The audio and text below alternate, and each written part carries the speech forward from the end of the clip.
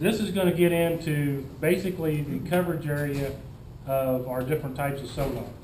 This is basically a representation of our 200 kilohertz 2D sonar. It's going to be a cone shape, so it's going to look not only the same distance this way, but from the rear. We're building a circle. As it gets deeper, it keeps getting wider. 200 kilohertz is a third of depth. So 3 foot of water, 1 foot circle. You get to 10 foot of water, you're looking at 3 1/3 foot of circle. You get to 30, you're looking at 10 foot circle. The next thing Humminbird combines is a dual beam 2D sonar. We got 200 kilohertz, we got 83 kilohertz. Our 83 is our 60-degree cone. That, since it's 60 degree, 3 times 1/3 is equal to depth. So we're looking at the same amount of coverage as the depth of water on the bottom. So we get to that 3 foot, we're in a 3 foot circle. We get to 10 foot, we're a 10 foot circle. 30 foot, we're a 30 foot circle. That'll help you with if you're vertical jigging. I don't know if anybody does table rock and vertical jigs. Crappie fishermen love the vertical jig. You want to put it in 200/83, and you'll get the detail of the 200 kilohertz for your depth. You'll get 83 coverage, which 83 works great for finding fish. You're not worried about looking for brush piles and super fine details. You're worried about catching fish. Plus, it'll help track your bait better. The next one we're going to get into down imaging. Down imaging, and we're going to look at this as in the side imaging units, we have an adjustable width no matter what frequency we have. If you're looking at down imaging only units, you vary the area of coverage by the frequency used. In our side imaging, down imaging, we have a narrow, medium, and wide band. Our narrow is approximately about like our 20-degree cone. Our medium is about like our 83-degree cone. Our wide setting is 90 degrees. 90 degrees of coverage. And the DI units, a 455 is 86. So we're looking at almost 1.5 times our depth. That kind of tells you where the differences is. You get in 3 foot of water, we're looking at 4.5 foot. We have not got past the boat. And 4.5 and 3 foot of water, to me, 2D down imaging is a depth finder. You know, you can do the same thing with your fishing rod. You get in 10 foot, you're looking at 15 foot. Yes, you're getting out past the boat. You still got the possibility to spook fish if you're searching for fish and hunting for fish over that type of stuff. The next step we're going to get into is we have 2 frequencies in our 800, 900, and 11, with 898, 998, and 1198. We have 455 kilohertz side imaging, and we have an 800 kilohertz frequency. 800 kilohertz is 110 degrees of coverage. It's more downward focus. You're missing this area up here, and that doesn't matter whose brand it is. 800 kilohertz focus is down. I'm not sure what their area coverage, but it's not covering the upper water column. It doesn't go out very far. My recommendation on 800 kilohertz is 3 times your depth as far as setting your area coverage. 10 foot of water, 30, you can do 30 foot. You start getting anything further, you'll start seeing darker bands, and that's where that sound wave is not traveling as far out to the sides. It's more focused downward. The one that I personally prefer is our 455. As you notice, the whole water column is now covered. We cover everything from the surface of the water. Actually, our beam extends outside of leaves the surface of the water. Once it leaves the surface of water, it can't come back into the transducer. It actually, at this center line, I can show you examples where it'll cover to the right side transducer is covering stuff on the left, and the left is covering on the right. We got 100% coverage of everything. If this ceiling was our water surface, everything from that ceiling all the way straight down to the bottom, and everything in here is covered. Yes? 800 kilohertz is a higher frequency. Higher the frequency, just like in our 2D sonar, produces more detail. Say I call it more of a special application for side imaging. Say you find a rock pile or a brush pile and you want to look into it at a different angle. Say you find it 100 foot off to the side, you can go mark a waypoint in 455, switch the frequency to 800, and drive over it, and I'm looking more down on it like this, versus looking at it sideways here. So you can look in there, find fish inside the brush. You know, it gives you a different aspect. I mean, there's nothing wrong with running 800. The only thing I'm going to tell you, if it's just like these, you see those 3 fish there and that one up there, and at 800 they were missed. You missed those 4 fish. You missed this one here. You missed most of that tree and the 2 fish that are in it. Where 455 shows you everything, no matter what depth it is. That's where, in shallow water performance, I love fishing shallow. I love churning mud with my trolling motor. 455 kilohertz will work no matter what depth it is, until it gets mud built on it about the size of a basketball. Just a quick question, if you find this brush pile, you go right above it, don't you use down imaging? You could use down imaging. Down imaging, everything that's in side imaging is going to show up in down imaging. To me, I don't use down imaging much because I understand side imaging. To me, down imaging is an excellent tool from 2D sonar transition to side imaging. Anything that's in that water column, like those images that passed around, basically, down imaging is going to show you that picture right here.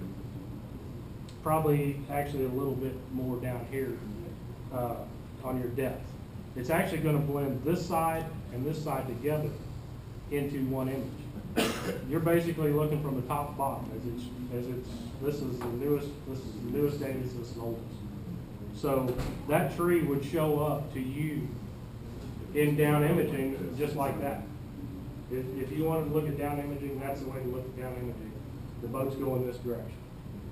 But if I have this like this, I know exactly that same tree. It looks like it's leaning because that's basically what we're doing here is slant angle technology. This data right here, this is our boat path, shooting that transducer, shooting down and covering both ways. But to see that tree, we wouldn't be able to see it. It'd be just like 4 fish stacked like this, and you're trying to look at this, you wouldn't know how many fingers I got up. So what slant angle technology does is turns it like that, so you can see 1, 2, 3, 4 fish. Just the same thing it's doing here, is it displays this area here, your water column. This is the rest of the distance. This is depth is 48 foot here. This is 48 foot of returns from here to here, and anything in here, anything from like if it's 48 foot straight out to the side, to everything 48 foot is displayed at the distances away from the boat. Fish is 20 foot away, it's going to be shown right here. You can't tell that fish if he's here, here, or anywhere in that 20 foot circle, because sonar can't tell you direction, it can only tell you distance. This data from here to here, still that 48 foot, this is 101. We still got our 53 foot of area of coverage covered in this bottle. You're not missing anything. You don't take this off of your area coverage. And there's a mode that you can actually go into, Humminbird, called contour mode. You can cut the water column out. It basically is going to paste it just like, you're going to look at the image just like this. You're not going to see any of this stuff. It's a tool if you're structure hunting. If you're looking for rock piles, brush piles, I'm going to show you kind of an advanced deal we've got built into Humminbird. It's called a red-green color palette. It is the easiest tool to find shell beds on the TVA series of lakes, because red returns is a strong return, green returns is a weak return. I don't care about seeing fish. If I find those shell beds, then once I find them, I'll come back and rescan them with my blue color palette, my brown, my whatever my personal preference is to your eyes and the light conditions that day, and look for fish around. This is showing our unit. We can actually crank it up to 360 foot. So we're actually, in this image, if you look, we've got coverage from 360 foot. Now, I told you earlier we only had 240 foot area of coverage. This yellow line here, this yellow line here is what Humminbird advertises as area of coverage. 240 foot to each side for 480 foot. The pink is actually a creek, is the bank where the water ended. Same thing on that end. We've got right at the top. You can see that we've covered basically 300 or 720 foot of coverage with that thing. So this unit, even though it's advertised, it can outperform its advertised specifications. I put kind of range lines. Range lines are an option that you can turn on and off. I drew these in with a photo, but you can see a hard return. Would I recommend running 700, 360 on each side? If I was going to a new lake and didn't know what was underneath the water, wanted to find major things like creek channels, maybe large rock piles, you can do this and then find those areas, shrink it down, run your area coverage. My recommendation on the 500, 598, 798, 50 to 75 foot is a good starting point for 455 kilohertz. On the 898, 998, 1198, my unit's set on 100 foot. Yes. I got the 797. Is it going to be different? It's going to be in that. It's going to be right at the same thing as the 790, 798 or 598. The only difference is we do a 5-inch square unit now, where that screen was a 5-inch rectangular unit. Your screen is more rectangular than square, but you could do the same thing. I would probably looking at 50 to 75 foot because the size of the details. If you're wanting to hunt fish, the smaller that area coverage, the easier it is to see things. If you put it on the trolling motor, 100-foot cast is pretty good cast. I normally run a trolling motor 150 or 60, maybe 75 foot max, depending on what I'm fishing and how deep I'm fishing and how close to precision cast I want to make. The next thing we're going to get into. Doug? Yes. You mentioned before, you talked about being able to record as you went over it. If you have it set to 100 foot on both sides, do you go through and record it? Your maximum width is 100 foot.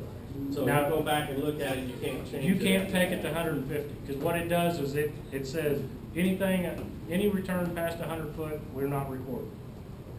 And that's basically what the screen is it limits the maximum that it will record. If you would run it 360, see something, you can stop that 4-way cursor and shrink that area coverage, and it's going to just increase it. So you could get better detail by going back and looking at it. Yes, you can stop your screen and reduce your area coverage and blow those images up. There's a couple other features we're going to get into with our zoom feature. Basically, this is, I don't know, Table Rock, old 13 highway bridge. It's in Kimberling City. You got the new bridge. Out west of it, there is one section of the old original bridge still.